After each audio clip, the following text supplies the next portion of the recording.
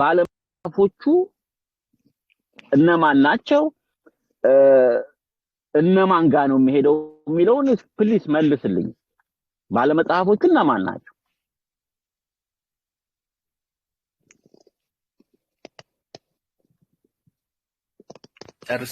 ጨርሻለሁ እኮ ቅድም አውርቼ ነበር።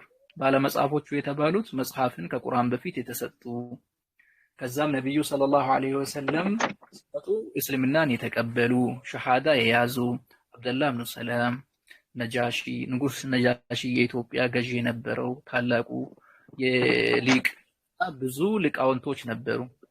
መጽሐፉ ነበራቸው። ነበራቸው። የነብዩን ትንቢት አይቶ ነው እስልምናን የተቀበሉት። ስለዚህ ያ መጽሐፍ እነዛ ሙስሊሞች ጋር ነበር ማለት ነው። መጽሐፉማ አሁንም አለ እኮ አንተ ጋርም አለ እየተበረዘ አንተ ጋር ደርሰሃል። እኛ ጋር ያለውማ የተበረዘ ነው፣ ውሸት ነው ለእናንተ። ግን እናንተ ጋር ነበር ማለት ነው። እነሱ ዘንድም የተበረዘ ያ ራሱ ነው የነበረው። ያ ማለት በውስጡ እውነት የለበትም ማለት አይደለም እንዴ። እስቲል እነዛም የተበረዘ ነበር የያዙት። የመጽሐፍ ቅዱስ ነበረዝ ሙስሊሞቹ የተበረዘ ነበር የያዙት። ምን አልከኝ ጀማሉ? ይቆይ ሌላ ሰው እንትን ብንል አይሻልም? ጊዜ እየገደለ ነው። በቃ የአንተን ሐሳብ እናጠናቀቅና ዝም ብሎ እንትን ለወሬ ነው የመጣው። ሲጀመር ቁም ነገር ለማጨበጥ አይደለም የመጣው። መጽሐፉ አላህ Subhanahu ይحرፉ ነው ይላል። ይحرፉ ነው የሚለው ፊዕሉን ሙዳሪ የመጽሐፍ ቅዱስ በረስ በቋ ማን ነው የሚያወራው? ኤፍ አይ ነው ኢኤፍ ነው። ኦኬ ኤፊ ተቀጥላለሽ ክርስቲያን ከሆንክ ማለት ነው። ጀማል ሐሳቡን ይጨርስ ነው። ሰላም አለይኩም። ወአለይኩም ሰላም ወራህመቱላህ። አይሁዶችና ክርስቲያኖች ለሰውየው እየዘገየብህ ነው መሰለህ ኤፊ፣ እየዘገየብህ ነው የሚደርስህና ወይ ወርደህ ግባ። ይዘገያል አንተ ጋር። ለሰውየው መልስ ልሰጠው ነበር። ለሰውየው ልሰጠው ነበር መልስ። እሺ ጀማል ይጨርስና ትቀጥላለህ። እየዘገየብህ ነው ኤፊ፣ ተመለሰ። አሁንማ ሰውየው ወረደ እንጂ ለሰውየው እኮ ታች ስላለ ይሰማሃል። እና ጀማል ይጨርስና እንትን ትላለህ። ችግር የለውም ትቀጥላለህ። ጀማል ቀጥል። ኦኬ ምንድነው የነበረው ሲባል አላህ Subhanahu Wa Ta'ala ተውራትና እንጂል የሚባሉ መጽሐፍቶችን አውርዷልና እዛ ላይ የነብዩ መሐመድ ነብይነት፣ የቁርአን መለኮታዊ መጽሐፍነት፣ የሰሃቦች ስነ ምግባርና ባህሪያቸው ሳይቀር ተጠቅሷል በዝርዝር ማለት ነው። አይሁዶችና ክርስቲያኖች የቻሉትን ያክል በርዘው የተወሰኑ ቅሪቶች እዛ ውስጥ ነበሩ። ከዛ በዘመኑ የነበሩ ሰዎች እና አብደላህ ኢብኑ ሰላም በነገራችን ላይ መዲና ላይ ከነበሩ አይሁዶች መካከል የአብደላህ ኢብኑ ሰላም ያክል ዕውቀት ያለው የለም። የአይሁዶች ሊቅ ነው የነበረውና ሰልመዋልና እስልምናን ተቀብለዋል። ያም ቢሆን ሙስሊሞች እነሱ ራሱ አይጠይቁም። ይሄ ምንድነው? ምሳሌያዊ አነጋገር ነው። እንዲህ ከሆንክ እንዲህ አድርግ ማለት ትሆናለህ ማለትም አይደለም፣ ሆነሃል ማለትም አይደለም። እና እነዛ ሰዎች እዛ ውስጥ ያሉ ነጥቦችን አግኝቶ እስልምናን ተቀብለዋል። እስከዛሬም ድረስ እኮ ሰው እዛ ውስጥ ያሉ እውነታዎችን አይቶ እስልምናን የሚቀበሉበት ሁኔታ አለ። መጽሐፉ የተበረዘው መቼ ነው ከተባለ አስቀድሞ ቆይቷል። ለምሳሌ አሁን ግሪክ ሰብስጀንት የሚባለው በ280 ላይ የተተረጎመው የተበረዘ መጽሐፍ ነው። መቼ ነው የተተረጎመው? ግን ከኢየሱስ በፊት ነው። ኢየሱስ ሲመጣ ራሱ እነዚህ መጽሐፍቶችን አይጠቀማቸውም። የተበረዙ በአይሁዶች እጅ ያሉትን መጽሐፍ በጭራሽ አይጠቀመውም። አላህ ቀጥታ ነው ዒሳን ተውራትን ያስተማረው። አይሁዶች መጽሐፍን መበረዝ የጀመሩት ገና ማለት ኢየሱስ ሳይወለድ በፊት ነው። በኤርሚያስ ዘመን ነው መጽሐፉን የበረዙት። ኤርሚያስ ተናግሯል በመጽሐፉ ላይ ከኤርሚያስ ዘመን በፊት ነው መጽሐፉን መበረዝ የጀመሩት። ክርስቲያኖች ደግሞ ያንኑ የተበረዘው መጽሐፍ መሰረት አድርጎ ነው የተነሱት። አዲስ ኪዳን የተጻፈው አይታችሁ እንደሆነ ግሪክ ሰብስጀንትን መሰረት አድርጎ ነው የተበረዘውን ትርጉም መሰረት አድርጎ ነው እና አዲስ ኪዳንም እዛ ላይ የተመሰረተ ነውና እነዚህ መጽሐፍቶችን በቀጣይነትም በቋሚነት እንደሚበርዙ ነው አላህ Subhanahu Wa Ta'ala የነገረን። ምን አለ? ይحرፉን አለ። ሐረፉ አላለም ይበርዛሉ አለ። ለምሳሌ አሁን ራሱ ስንት እንትን አለ 1954 አለ 80 አለ 2000 አለ 2001 አለ ስንት እትሞች አለ። በየጊዜ ታሻሽሉታላችሁ በየጊዜ ማለት ነው። መጽሐፉን በእያንዳንዱ እትም አዳዲስ ነገር እየጨመራችሁ እየቀነሳችሁ ነው የምታወጡትና ይሄንን ይመስላል። ሌላ ሰው ሐሳብ ካለ መቀጠል ይችላል። አይጨመርበትም አይለወጥም። እሺ ሙሴ ቆይ አንዴ ትቀጥላለሽ። ትቀጥላለህ ችግር የለውም ሙሴ አንዴ ቆይ ተረጋጋ። በመጀመሪያ አንቀጹን ያመጣው ሱረቱል ዩኑስ ያለው 1094 ላይ እሱ ያመጣው የነብዩ መሐመድ ሰለላሁ ዐለይሂ ወሰለም ቃል ነው የሚለውን ለማሳየት ነው ያመጣውና እዛ ላይ እዛ ፖይንት ላይ ነበር ትሄዱበታላችሁ ብዬ አስቤ ነበረ። ምክንያቱም ምንም አንቀጹ ላይ ምንም የሚያሳይ ነገር የለውም ከመጀመሪያውም ማለት ነው። እና ከመጀመሪያው ማስረጃ አድርጎ ያመጣበት ሐሳብ ትክክል አይደለም። የነቢያችን ሰለላሁ ዐለይሂ ወሰለም ቃል ነው ለማለት አምጥቶ እንደገና መልእክተኛችን መሐመድ ሆይ ወደ አንተ ካወረድነው በመጠራጠር ውስጥ ከሆንክ እነዚያን ከአንተ በፊት መጽሐፉን የሚያነቡትን ሰዎች ጠይቅ የሚለውን አምጥቶ ይኸው የነቢዩ መሐመድ ሰለላሁ ዐለይሂ ወሰለም ቃል ነው ማለት የጤነኝነት ምልክትም አይመስለኝም። ለማንኛውም ሳንቼዝ በሌላ ሐሳብ እንገናኛለን ሌላ ቀን ላይ ሜቢ ካስገባው ከረሳው እንደዛሬው ማለት ነው። ሙሴ ምን ነበር ሐሳብ? ቆይ ግን ሙሴ አለ ዴቫ ሙስሊም ነህ? እሺ አንዴ ቆይ ተረጋጋ ሙሴ። እኔ ላዳምጥ ብዬ ነው። ሙስሊም ነህ? ዴቫ እንኳን የትንሽ ደካማ ነኝ። አዎ ሙስሊም ነኝ። ዳውድ እባላለሁ። መርሐባ። እሺ ሙሴ ቀጥልሽ ሐሳብህን አጠር አድርገህ ቀጥልሽ እና ደግሞ ተረጋግተህ አውራ ችግር የለውም። እዚህ የሚያጣድፍ ነገር የለውም። እሺ እሺ እሺ እሺ በ16 ሞታ አንድ ላይ ለአላህ ሚስት የሌለችው ሲሆን አልወለደም አይወልድም ይላል። በምን ምክንያት ነው? ሱራ 600 ሙሴ አይሰማም። በትክክል አይደለም። ትሰማለህ ወይ? ወጥተህ ትገባ ሙሴ ይዘገይብሃል መሰለኝ። ሙሴን አውቀዋለሁ እኔ ብዙ ላይቦች ላይ እና ድምፁ እንደዚህ ነው አይደለም። ሙሴ ይዘገይብሃል መሰለህ አንተ ጋር አይደለም። ትክክል ነው። ጥሩ ነው ያለው። መርሐባ። እሺ ካልዘገየሽ ምን አልከኝ? ጀማል አነጋገሩ ነው ችግር የለውም ይቀጥል። አዎ እና ሐሳቡን ሰምተዋል። ሱራ 6 ነው ሱራ 6 ነው። እስኪ አንቀጹን አስተካክለኝ ልከተል። እሺ ግን በትክክል አላነበበም። ካወጣኸው አንተ ቀጥል ጀማል። እኔ በመጽሐፍ ስለሆነ ማውጣው ገና ብዙ ደክማለሁ ለማውጣት። እዛ ላይ ሚስት አለችው አይልም? ሚስት አውጣውና ላንብብልህ። እንዲህ ይላል፣ እርሱ ይላል ሰማያትንና ምድርን ያላቢጤ ፈጣሪ ነው። ለእርሱ ሚስት የሌለችው ሲሆን እንዴት ለእርሱ ልጅ ይኖረዋል? ነገርንም ሁሉ ፈጠረ፣ እርሱ ነገሩን ሁሉ አዋቂ ነው ይላል። ሚስት አለችው አይልም፣ የሌለችው ነው የሚለው። ምንድነው ጥያቄው እዚህ ላይ? ወንድ ከሆነ እኮ ነው ሚስት የምታስፈልገው እንጂ ሴት ከሆነ ድማ ሚስት አታስፈልጋትም። ምንድነው ጥያቄ? አሁን ጾታ ወንድ ነው ለማለት ነው? ሚስት በሚለው ተቃራኒ? አዎ ወንድ ነው። ኦኬ አዎ ጀማል ላውራው አንዴ ጀማል። አውራ ቀጥል። እሺ ሙሴ ይሰማሃል? አዎ እሺ ቃል በቃል መልስልኝ። እሺ ሙሴ እሺ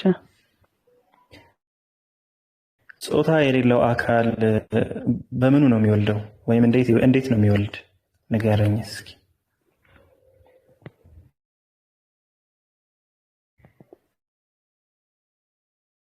ሚስት ካለች ሚስት ካለች ጾታ የሌለው አካል አሁን እኛ አላህ Subhanahu Wa Ta'ala ጾታ የለውም ብለን ነው የምናምነው። ጾታ የሌለው አካል እንዴት ነው መውለድ የሚችል?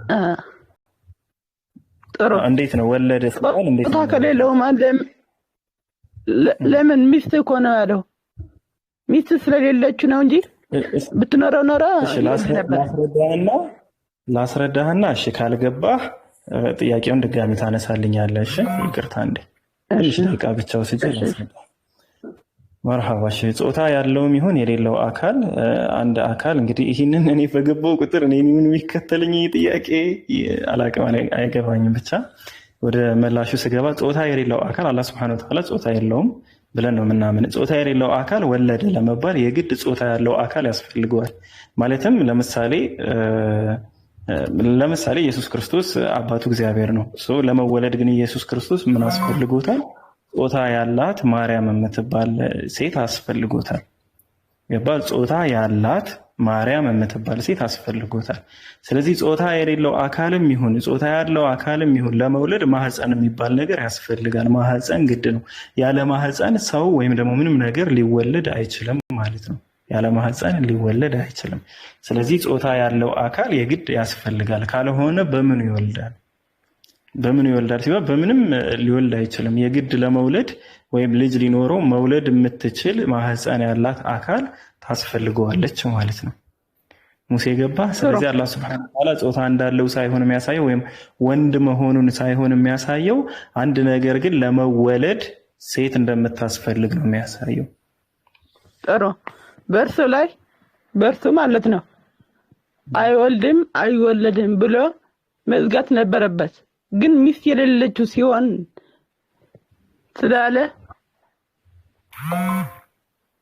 እሱን ነው ያወራው ያለው እሱ ነው ለምን አለ ነው አይደል በመጀመሪያ ደረጃ ጂኒዎች አምላክ ሚስት አለው ልጅ አለው ብለው ያምኑ ነበር ምላሽ የተሰጠው ለጂኒዎች ነው ሱረቱል ጂን ላይ አለ ሐሳቡ ማለት ነው ከነሱ መካከል አላህ ልጅ ያለው ሚስት አለው ብለው የሚያምኑ ነበሩ እነሱን እና ሌሎችን እንደዚሁ ልጅ አለው መላእክት ያላ ሴት ልጆች ናቸው የሚሉትን ጣዖታውያንንም ለነሱ ምላሽ ሲሰጥ ነው ምንድነው ያለ ሚስት የሌለችው ስትሆን እንዴት ልጅ ይኖራል ነው ማህፀን ከሌለ እንዴት ሊወለድ ይችላል ነው በቃ ባጭሩ እየመለሰላቸው ያለ ያን ማህፀን ከሌለ ሴት ከሌለች መውለድ የምትችል አካል ከሌለ ከሱ ጋር እንዴት ልጅ የሚባል ነገር ሊወልድ ይችላል ነው አይ እንደዛ ያለ ማህፀን መውለድ አይችልም ወይ ያለ ሴት መውለድ አይችልም ወይ ካላችሁ እስኪ ያለ ሴት እንዴት እንደወለደ ወይም ደግሞ መውለዱን እናንተ ነው ማስረዳት ያለባችሁ ገባ እንደዛ ቢሉ አካላት እኛ ስናምን ሴት ነው የተወለደ ካላችሁ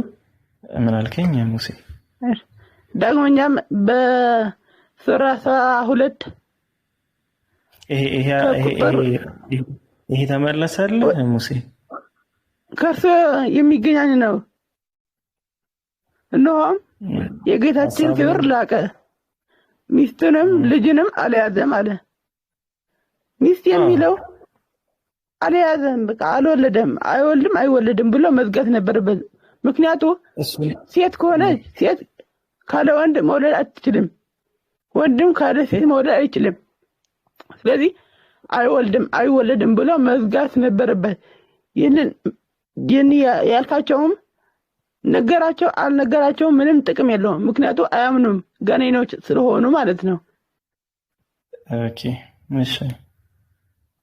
እሺ ሙሴ ከጨረስ እሱ የክርስትና አስተምህሮት ነው ያወራ ያለው የክርስትና አስተምህሮት ነው በኢስላም አስተምህሮት ጂኒዎች አምነዋልም ያምናሉም ከነሱ ውስጥ ከሃዲም አማኝም አለ እንደ ኢስላም ጂኒ ማለት ሰይጣን ማለት አይደለም ጂኒ ልክ እንደ ሰው የሆኑ ፍጡሮች ናቸው ጂኒ ማለት ሰይጣን ማለት አይደለም እንደ ኢስላም ሜቢን ካላወቀው ሱረቱል ጂን የሚባል ምዕራፍ አለ አይ ቲንክ ምዕራፍ 52ኛው ነው ጀማል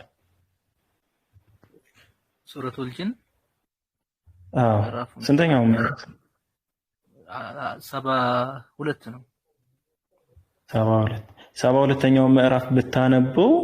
72ኛው ምዕራፍ ብታነበው ከጂኒዎች ውስጥ አማኞችም እንዳሉ እንዲሁም ደግሞ አላህ ሚስትም ልጅም አለው የሚሉ ጂኒዎችም እንዳሉ ትረዳለህና አላህ Subhanahu Wa Ta'ala ሚስትም ልጅም የለውም ሲል ሚስትም ልጅም አለው ብለው የሚያምኑትን አካላቶች ለነሱ ምላሽ ሲሰጥ ነው እነዛ ደግሞ ጂኒዎች ብቻ አይደሉም በታሪክ በብዙ የሃይማኖት እንትኖች አሉ አምላክ ሚስት አለው ለምሳሌ ከሰው ጋር ተጋብቶ ወለደ የሚሉ ማን ነበር የሚባለው?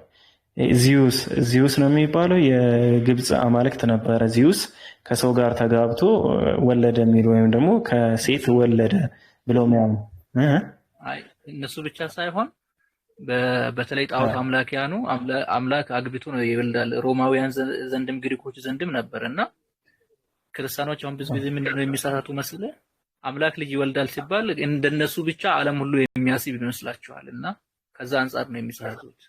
የመካ ሙሽሪኮች ቢሆን መላእክት የአላህ ሴት ልጆች ናቸው ሲሉ ከጂኒ ነው የወለደው የሚል አስተሳሰብ ነበረባቸው። አውዱ ራሱ ስለዛ ነው የሚያወራው። ቀጥል። መርሃባ ጀዛከላሁ ኡስታዝ ጀማል። እና ሙሴ ባጭሩ ይሄ ነው ሐሳቡ። አላህ ሚስትንም ልጅ አልያዘም ሲል ሚስትም ልጅም ይዟል የሚሉ አካላቶች ስለነበሩ ነው። ከተረዳኸኝ ከጂኒዎች ውጭ ማለት ነው። እንደዛ ጂኒዎችና ሰዎች በምንድን ነው የሚለያዩ? በእናንተ ማለት ነው። ጥሩ ጥያቄ። ጂኒዎች አላህ Subhanahu Wa Ta'ala ብዙ ፍጥረታቶች አሉት። ከነዛ ውስጥ አራቱን ምሳሌ ቢወሰድ ለምሳሌ መላእክቶች አሉ፣ ነፃ ፈቃድ የላቸውም። ሁሌ ፖዚቲቭ ነገር ብቻ ነው የሚያደርጉት። መጥፎ በእኛ እይታ መጥፎ የሚባል ነገር አያደርጉም ወይም የለም በእነሱ ዓለም ውስጥ። ሌሎች ፍጡሮች ደግሞ ጂኒና ሰው ይባላሉ። ጂኒና ሰዎች የተለያዩ ፍጥረታቶች ቢሆኑም ጂኒዎች የማይታዩ ሰዎች ደግሞ እኛ ደግሞ የምንታይ ለኛ ማለት ነው። እንደዛ አይነት አካላቶች ብንሆንም ግን ሁለታችንም ፍጥረታቶች ነፃ ምርጫ ነፃ ፈቃድ አለን። ማመንም መካድም እንችላለን። ሌላው አራተኛ ፍጥረቶች ደግሞ እንስሶች ናቸው። እንስሶች ደግሞ ስትላቸው ይበላላሉ ምናምን ኔጌቲቭ ነገር ላይ ነው በብዛት ያሉ። ፖዚቲቭ ወይም ሞራሊቲ የሚባል ነገር እነሱ ጋር የለም፣ የእንስሳው ዓለም ላይ የለም። ስለዚህ ኔጌቲቮች አሉ እንስሶች፣ ፖዚቲቮች አሉ መላእኮች። እኛ ዜሮ ላይ የተፈጠርነው ሁለቱንም የማድረግ አቅም ያለን ደግሞ ጂኒዎችና ሰዎች አሉ። ጂኒዎች የተፈጠሩት ከእሳት ነበልባል ነው። ሰዎች ደግሞ የተፈጠሩት ከጭቃ ነው ወይም ደግሞ ከአፈር ማለት ነው። ግን ይዋለዳሉ ማለት ነው አይደለ? አዎ ልክ እንደ ሰው ናቸው። ይራባሉ፣ ይባዛሉ፣ እንደ ሰው ናቸው። ይኖራሉ፣ ይሞታሉ፣ ይበላሉ። ያው የምንበላው ነገር ሊለያይ ይችላል። በቃ የራሳቸው የሆነ ይሄ ምንድነው የሚባለው አናዘር ዳይሜንሽን ነው የሚባል አንድ ዓለም ላይ ነው የምንኖረው እኛና እነሱ። ግን እኛ የምንኖርበት ዳይሜንሽን እና እነሱ የሚኖሩበት ይለያያል። አንድ ምድር ላይ ሆኖ ግን የነሱ ዓለም የተለየ ነው፣ የኛ ዓለም የተለየ ነው። ግን የምንኖረው እዚቹ ምድር ላይ ነው። እኛም ጂኒዎችም እኛ ጂኒዎችን እንደምንፈራ ጂኒዎችም እኛን የመፍራት ባህሪ ነው ያላቸው። ያውም ከኛ በላይ ይፈራሉ እኛን። የተፈጠሩት እንደዛ ነው። አጥኒ ያልገባኝ እሺ። አው በርስ ላይ ከእሳት ከተፈጠሩ እኛ ከመሬት ነን የተፈጠርነው። ጂኒዎች ግን ከእሳት ከተፈጠሩ ከሞቱት በኋላ ወዴት ይገባሉ? ወዴት ይሄዳሉ? እሺ ጥሩ ጥያቄ ነው። ግን በመጀመሪያ ከታች እንዴት ለጂኒ ትራራለህ? እንዴትስ ቦታ ተሰጠው ይላልና ጂኒ እኮ ፍጡር ናቸው። በነገራችን ላይ እኛ እኮ ለውሻ የምንራራ ፍጡሮች ነን አይደል? ለውሻ የምንራራው እኮ ውሾቹ እንደኛ አይነት ተፈጥሮ ስላላቸው አይደለም። አላህ Subhanahu Wa Ta'ala ደግሞ አንድን አካል ሲፈጥር መጥፎ አድርጎ አይፈጥረውም። ጂኒዎችን ሲፈጥር መጥፎ አድርጎ አልፈጠራቸውም። ፍትሃዊ አምላክ ነው። ነፃ ፈቃድ ሰጥቷቸዋል። መካድ እንደሚችሉ ሁሉ ማመንም ይችላሉ። ላመኑትም ጀነትን ይሰጣቸዋል፣ ለካዱትም ጀሃነም ያስገባቸዋል። ይሄ የአላህ Subhanahu Wa Ta'ala ለፍጡራን የመራራቱና የፍትሃዊነቱ መገለጫ ነው። ወደ ሙሴ ጥያቄ ስገባ ሙሴ አንተ ከምንድን ነው የተፈጠርከው? ከምድር ላይ ከአፈራ? አዎ። አፈር የሆነ አካል አለህ እንደሆነ? አዎ ወደ እርሱ ነው የሚለወጠው ከሞትኩ በኋላ ነው። አሁን ላይ አፈር የሆነው አካል አለህ ወይ? ስጋ ነው እንጂ አፈር የለህም። ከሰውነት አካል አፈር የሆነ እኮ ጂኒዎች ከእሳት ነበልባል ተፈጠሩ ማለት አሁን የእሳት ነበልባል ናቸው ማለት አይደለም። የተሰሩበትን ማቴሪያል እንጂ አላህ ሱብሓነሁ ወተዓላ የገለጸልን አሁን የሚኖሩበትን ሁኔታ አይደለም። እኛ ከአፈርን የተፈጠርን ሲባል አሁን ላይ አፈርነን ማለት አይደለም። እኔ አንተን በጥፊ ስመታ ያመሃል። ለምንድን ነው የሚያመህ? ለምን ያመሃል? አፈርና አፈርን የተጋጨው ለምን ያመሃል? ማለት እንደኔ ስጋ ሁነህ እኔም እንዳንተ ስጋ ሁኜ ግን በጥፊ በመታህ ግን ያመሃል። ሌላ አካል እኮ አይደለም የነካ፣ ስጋን የነካ ስጋን የመታ ሰው እንዴት ሊያምህ ይችላል? ጥሩ። ስለዚህ ከእሳት ተፈጠሩ ማለት እሳት ናቸው ማለት አይደለም። እሺ ሌላ ጥያቄ አለ? አዎ እሺ ከኡስታዝ ጀማል ጋር ቀጥሉ። ኡስታዝ አፎን ቀጥሉ። እሺ ቀጥል ሙሴ። እሺ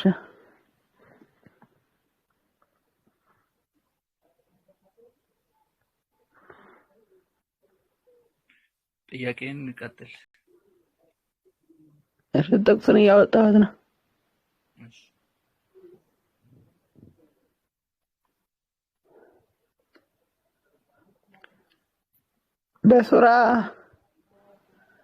በሱራ 5 ከቁጥር 3 ላይ ያለው በጣም ረጅም ነው። ግን እኔ የፈለኩት ግን በረሃብ ወቅት ወደ ኃጢአት ያዘነበለ ሳይሆን እርም የሆኑትን ለመብላት የተገደደ ሰውም ይብላ፣ አላህ መሐሪ አዛኝ ነውና ይላል።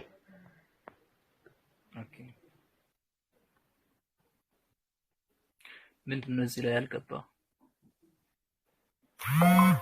ረሃብ በመጣ ጊዜ ሰውም ሊበላ ይችላል ሰው የሚለው ነው። አይ ስለ ሰው ሳይሆን እዚህ ላይ የሚያወራው በዚህ ላይ ተጠቅሷል። ምንድነው የተከለከሉት ተጠቅሷል። ጥቅሱን መጀመሪያ ላይ በክት ፈሳሽም ደምም እርያም ይላል። ወይም የአሳማ ስጋ በእርሱ ከአላህ ስም ሌላ የተወሳበት የታነቀችም ተደብድባ የተገደለችም ተንከባላ የሞተችም በቀንድ ተወግታ የሞተችም ከእርሷ አውሬ የበላትም ከዚህ በህይወት ደርሳችሁ ያረዳችሁት ብቻ ሲቀር ለጣዖታትም የታረደው በአዝላምም እድልን መፈለጋችሁ በእናንተ ላይ እርም ተደረገ። ይሄ ድርጊት አመጽ ነው ይላል። ዛሬ እነዚያ የካዱት ሃይማኖታችሁ ተስፋ ቆረጡ። ስለዚህም አትፍሯቸው፣ ፍሩኝ፣ ዛሬ ሃይማኖታችሁ ሞላውላችሁ ብሎ ከላይ ይጠቅስና ከዛ በኋላ ነገር ግን አሰማርም በኋላ ነገር ግን አንድ ሰው ከምን ተነስቶ የለም እንዳለ ሊያስረዳ ይገባል። ግን አለ ስንል እኛ ማቅረብ ያለብን አርጊውመንቶች አሉ። የለም የሚል ሰው ለምንድነው የለም ያለው? የለም ለመባል መስፈርቱ ክራይቴሪያው ምንድነው? አንድ ነገር ነን ኤግዚስተንስ የለውም ሲል አንድ ሰው እኮ የተገደደ እኮ እዚህ ጋር የሚበላ ሳይሆን የሚበላ ሰው ነው እኮ በዩ እንጂ የሚበላ አይደለም። ሰው የሚበላ ነው እንጂ የሚበላ አይደለም። እዚህ ላይ የሚበላ ነው ማለት ነው። ሰው ይበላል። አሁን የሚበላ ሳይሆን የሚበላ ነው እንጂ የሚበላ ሰው አይደለም።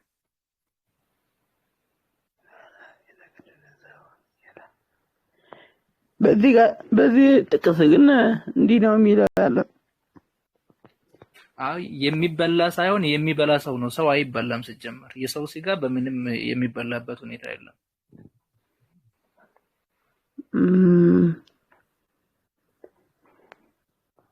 እሺ ገብቶሃል? ከነዚህ በረሃብ ምክንያት የሚበላ ሰው አላህ ምህረት ያደርግለታል ነው። ለምን? ተቸግሮ ስለበላ ማለት ነው።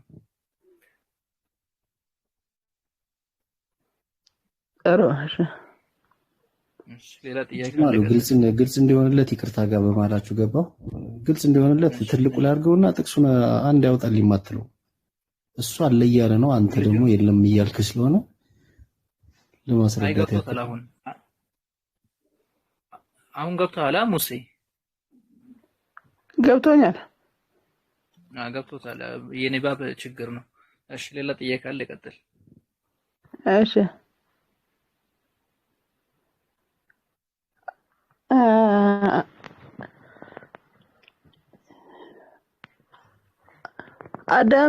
አዳም የት ተፈጠረ?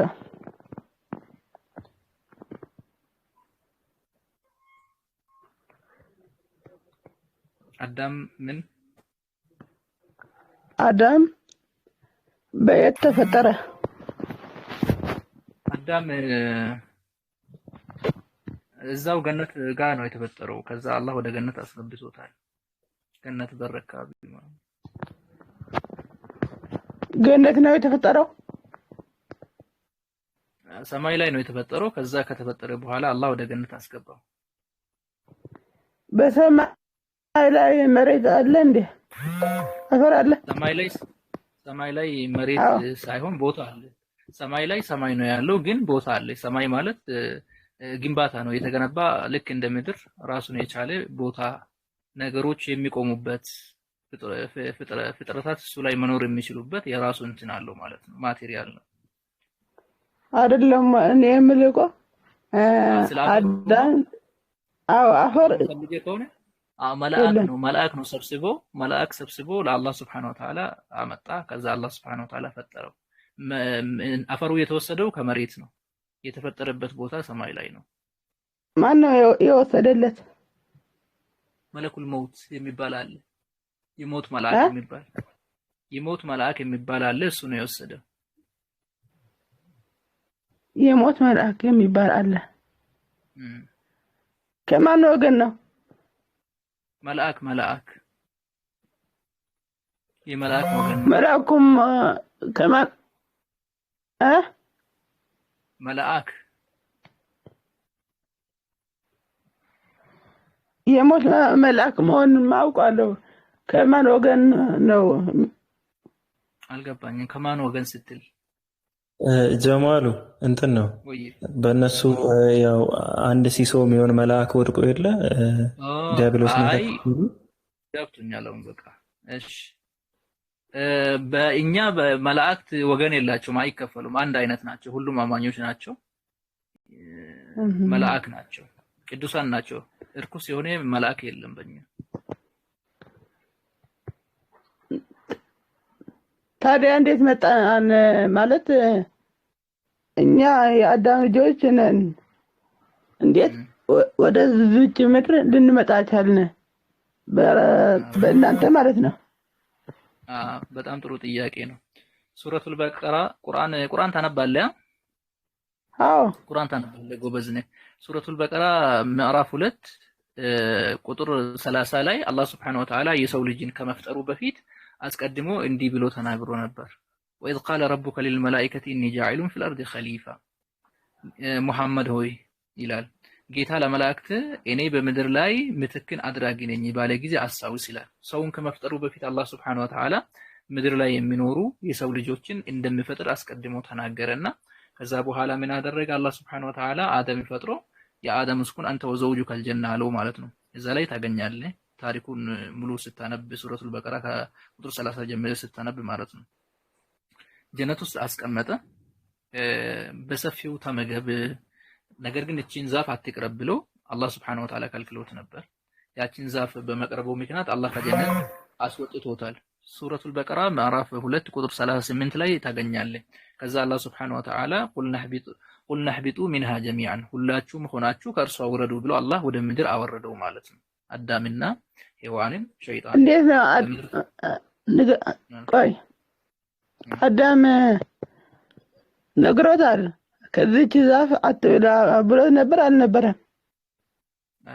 ነበር። ታዲያ ለምንድን ነው የእርሱን ትእዛዝ የሚጥሰው? ረስቶ ነው። ትእዛዙን ረስቶ በመርሳት ምክንያት በላ። ትእዛዝ ይረሳል። ወዐሂድና ኢላ አደመ ምን አልከኝ? የሞትና ህይወት የሆነ ትእዛዝ እንዴት ይረሳል? ያው የሰው ባህሪ ነው። ሰው እኮ ረሺ ነው። ሰው በባህሪ ረሺ ነውና ከዛ ረሳ። ሸይጣን ሲጎተጉተውና ሲወተውተው ይሄንን ዛፍ ከዛፍ ለዘላለም ትኖራላችሁ ከየት መጣ? እዛ ነበር ሰይጣን ወደ ምድር ከመጣሉ በፊት እዛ ነበር። ከመላእክት ጋር ይኖር ነበር አይደለ? እዛ ከየት መጣ? ነበር እዛ። አይሰማህም? ይሰማኛል። ጥሩ ነው። ሰይጣን መጀመሪያ እንዴት ነበር ሲባል ይሰማኛል። ከመላእክት ጋር ይኖር ነበር አንድ ላይ። ከዛ አላህ Subhanahu Wa Ta'ala ለፈተና ነበር ለተወሰነ ጊዜ እዛ እንዲገቡ ያደረጋቸው። ሰይጣን መጥቶ አዳምና ሔዋንን ሲወሰውሳቸው ነበር፣ ሲጎተጉታቸው ነበር። ምን ብሎ ነው የሚወሰውሳቸው ሲባል ከዚህ ዛፍ ከበላችሁ ለዘላለም ትኖራላችሁ፣ እንደ መላእክት ትሆናላችሁ፣ የማያልቅና የማይጠፋ ንግስና ይሰጣችኋል ብሎ በተደጋጋሚ ሲጎተጉተው የአላህ Subhanahu Wa Ta'ala ቃሉን ረስቶ ምን አልከኝ? ልጨርስልህና ከዛ ትላለህ። ከዛ ችግር አብሽር። ከዛ አዳም ይሄ ጉትወታ ምናምን ሲበዛበት በመሐላ ሐሳቡን ማለለት ምን ብሎ ነው የማለለት? ወቃሰማ ሁማ ኢኒ ለኩማ ለሚነ ናሲሒን እኔ እኮ ለእናንተ መልካም አስቤ ነው ብሎ በአላህ ስም ስምልለት ሐሳቡን በዛ ሐሳብ ተወጥሮ በመሐላ አስረስቶ እንዲበላ አደረገው። ከዛ ከበላ በኋላ አላህ Subhanahu Wa Ta'ala ከጀነት እንዲወርዱ አደረጋቸው። አደምና ሐዋም ሁለቱም ወደ አላህ Subhanahu Wa Ta'ala ተውበት ወይም ንስሐ ተመለሱ። አላህ ይቅርታ አደረገላቸው። በእነሱ ምክንያት ወደኛ የመጣ ኢዳና ዳፋ ኃጢአትና እርግማን ምን ሳደረጉ ነው ይቅርታ ያደረገላቸው? ያንን ቃል ኪዳኑን ረስቶ ማጥፋታቸው ጥፋት ነው የሰሩት በዛው ምክንያት። ማለቴ እዚህ ጋር ሁለት ጥያቄ ፈጥሮልኛል። አንደኛ ሰይጣን ምን ስላደረገው ነው ለአዳም ወደ ምድር ለመጣል ያሰበው? በጣም ጥሩ ጥያቄ ነው። አላህ Subhanahu Wa Ta'ala አደምን ከመፍጠሩ በፊት ለመላእክቶች ምን ብሎ ነበር? ሰውን እንደሚፈጥርና ይሄ ሰው ከተፈጠረ በኋላ ፈቅዑ ለሁ ሳጂዲን فلما سويت ونفخت فيه من روحي ይላል። ካስተካከልኩና ከመንፈሴም በነፋውበት ጊዜ ለእርሱ ስጁድ ታደርጋላችሁ። የክብር ወይል የተባለው ጀበል ነው አለ። ጀበሉን ፊናር ማለት በሲኦል ውስጥ ያለ ጀበል ነው። ጀበል ሊትራሊ ተራራ ማለት። ስለዚህ አንዘለ ፊል